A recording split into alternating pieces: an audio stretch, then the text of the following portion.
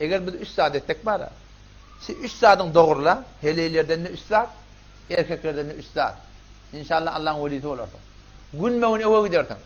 Seni ki doğan kabul olmaya. Seni ki bir muşkülün mahal olana.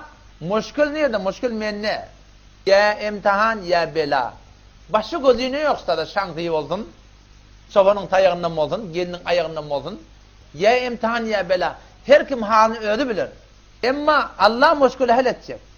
Madami ki senin muşkülün olmadan Allah bilir.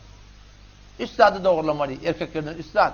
Zinanın üstad. Şu üstad seni ne etti? La ilahe illallah tagazasını oraya yaşamakla sen teyar etti. La ilahe illallah tagazası ne mi? Men kâle la ilahe illallah muhlisen dehalel cennet. Peygamber ayıptır herkim la ilahe illallah içi canı bilen muhlis olursa cennete girer. Kile ve ma ihlasuha ya Resulallah. İhlası ne oluyor? Men necibin la ilahe illallah muhlis. Ona ait dedi en tahtiz ve en harimillah. Şu kelime Allah'ın etmediğinden alqa almalı. Necil almalı. Şu kelimenin içinden alqa alıyor. La ilahe illallah Allah'dan başka ilah yok. Allah'dan başka ilah yok diyenler hem. İlah dediği ki layıkı ibadet, layıkı itaat, layıkı muhabbet. Şu kelimenin mukabilinde Allah Teala'dır. Efera'eyte men ittekada ilahehu heva. Sen gördün mü bir adamı ki onun ilahı diye, hava ve hevesi diye. Sen kimden peyrevi ettin şu senin ilahın şu. Vakti adam çağırıyor hayya aleyhisselam. Sen nefsine tabi ol, dükkanına oturuyordun, maşinine oturuyordun. Haydi bir dünyanın için meşgul oturuyordun. Şu senin ilahın şu. Peygamberimiz sahabaları gurur veriptir. Müslüman mürkettirler. Şu Müslümanlıktan göğünde bir derece var Müslüman doğanın. O ne mi? Müminlik. Kur'an'da hiç vakitte Allahu veliyyüllezine muslimun eslemu yok. Allah Teala iman, Müslümanlığın kömekçisi meptir Kur'an'da. İnnallâhe me'al muslimin yok Kur'an'da. Allah'ın Müslümanlığı bile nimettir. İnnallâhe me'al mu'minin ma. Mümin diyenler kim? Fakat Allah'ın adını oraya yaşıyor. Günah etmeyen yok. Ama günah bile girmiyor mümin diye. Peygamberimiz o da evine katılan adamlar gurur var ya. La yu'minu ahadukum. Hiçbirinin mümin olmaz diyor. Sahabeler Müslüman muhtemelen. Yani müminlik Allah bilen sen aranda kurun. Bunu adam bilecek ya mı?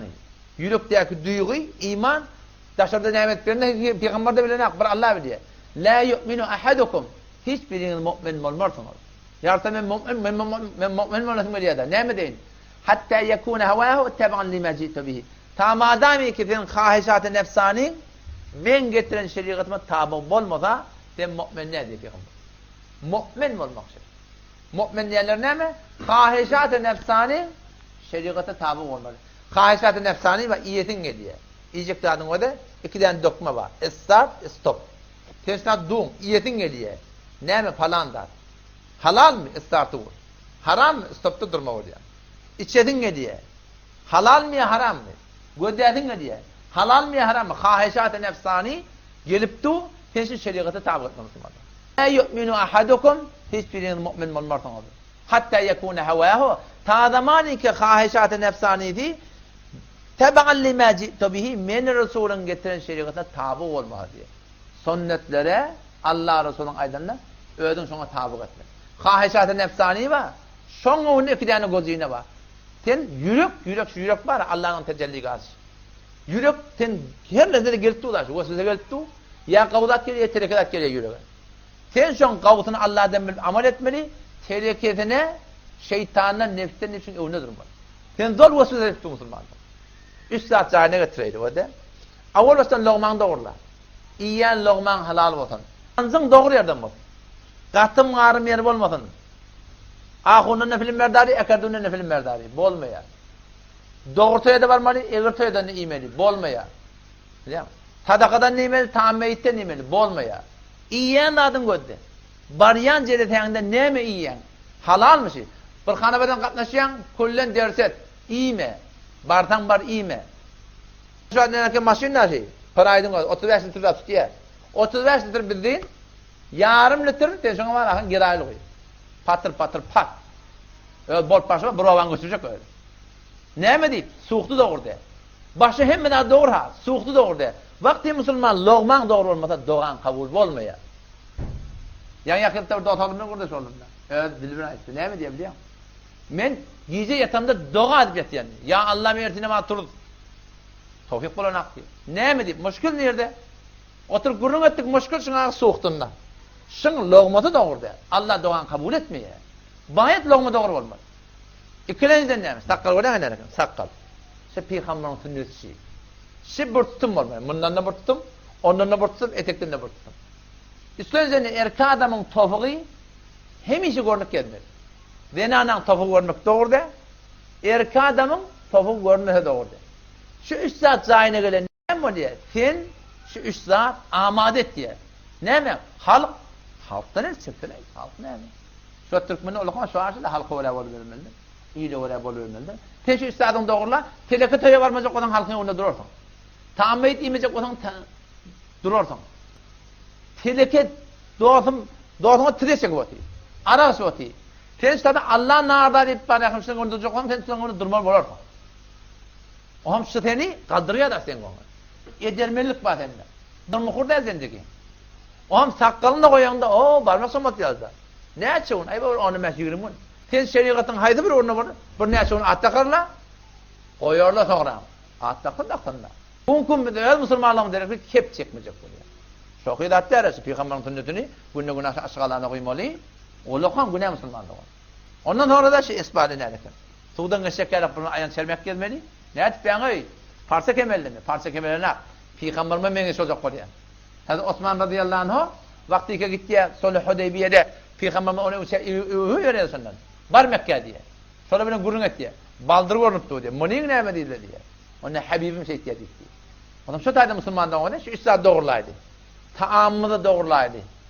Suratyny Peygamberime meňe, labasyny da Peygamberime meňe. Dar geymek dogurdy. Hatmy şonu koyna kemelýän gurrun ýok. Sen giyin giymeli. Surval bolsun giyin bolsun. Ama bu zatdan hukmy bila fark etdi. Bu saqqal goýmak sünnet diýip düşündir. Saqqal goýmak sünnetlerine gurrun ýok. Peygamber diýen sünnet mi farz mı? Farz. Peygamber diýen sünnet mi? Allah Teala atiullah ve atiur Rasul diýip Kur'an. Ama men de diýelmedin. Peygamberime diýelmedin diýipdir da. Men diýelmedim, men peýgamberiň aýdan sünnetdir diýmedim Allah Teala. O sünnetli wala hukm sünnetli sabit bolupdyr. Ahadisden sünnet. Emma Peygamberin eden diýeni farz kılmandy. We denardy üstad etdiler. Logmatyny habardar bolsun. Şu aşy logmany habardar bolsak bolmaz, tomoşa da sen. Wursmaly bolýar. Her toýa barmaly bolýar. Her ýata barmaly bolýar. Etmi wursmaly bolýar. Kenara çekilme bolýar İslamdan sen dininden sen. İkinciden celbab. Celbab getirler yüzünü örtürler. Celbabın dogurladın, jamada yüzünü örtüp gözün diýen. Celbabı zaýyna geldin. Yüzünü örtmesi zaýyna geldin. Logmatyny dogurladın. Üstlenizden de mehrem namehrem rahat etil. Bazamın heleyi falan sıkanım. Eğer senin imanın şu derece yetti, keşi haramdan gevren çekibildin, şu kanun da sana yengil oluyor. Şu an sen üstada bir cenge gidiyorsun, şu cengde sen piyuruz olmalı. Şu an bir şikayet ilgili ağacı. Hatsana şimdi şeydik gelmiyorsun. Adam açık koyamam, benden katayı dedik, kıyın görmem, doğrudan etme oluyor. Neyse ki bizden kavur ya. Yönü doğrudan etme oluyor. Yani, şugurun aydan töküdeyin. O bana adına tip vermeyin. Üstada bir 21 yaşındaki oğlan, 11 yaşına kadar tecavüz etti. Ayallığının boydoşu, geliyor ayallığının boydoşunun yanına, şol boydoşunun erkek doğunu, şu 11 yaşına kadar tecavüz etti. Tenayt, şun günahı kimin boyundan? Şun günahı avun ağırlığın boyundan. O ne dedi?